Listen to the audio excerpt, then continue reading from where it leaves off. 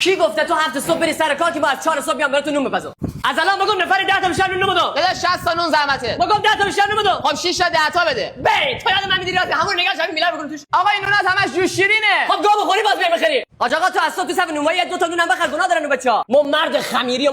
خانم اینا 3 تا کنجد سرو خشخشی. آقا منصور رضا خدا یک دو تا از تو آقایون راه بنداز. اگه بخیر نون بدرسه برو سمت خانم ما حولو. دوست داشتم ماشینم بنز بشه ولی آردی شد. آقا بعد شما دیگه نون نمیرسه. هر کی اومد بگو پشت سر وای نست. باشه. آقا بیا جلو من نون نمیرسه. بیا جلو من وایس. به اون خانم هم بگو بیا جلو من وایس نون نمیرسه. آقا شما بیا جلو من وایس. بیا نون نمیرسه. تو خیلی بوزی. آقا اونجا صف زنه اونجا وای نستا. خانمم گفته یک دو تا نون بگیرم. وقتی چونگی راست دسته. من راجع به چونگی حرف نزنم. فیتالیتی. خوشتیپ جان. آقا میخوای بیای تو صف خانم حداقل رو ریشاته بده بعد چادر سرت کو. آقا من دخترم ولی نچرالم. فکر نکن. دوبله فرن. دالگمون. نون آدم سالم نون آدم سیگاری. واضحتان چونا.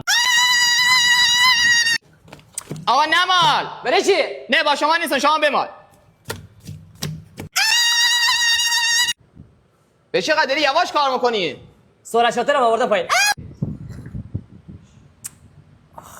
داداش همین نون ما رو برشته ترش کن. بیایم برشته. داداش یکم بیشتر برشتش کن. داداش یکم برشته تر باشه.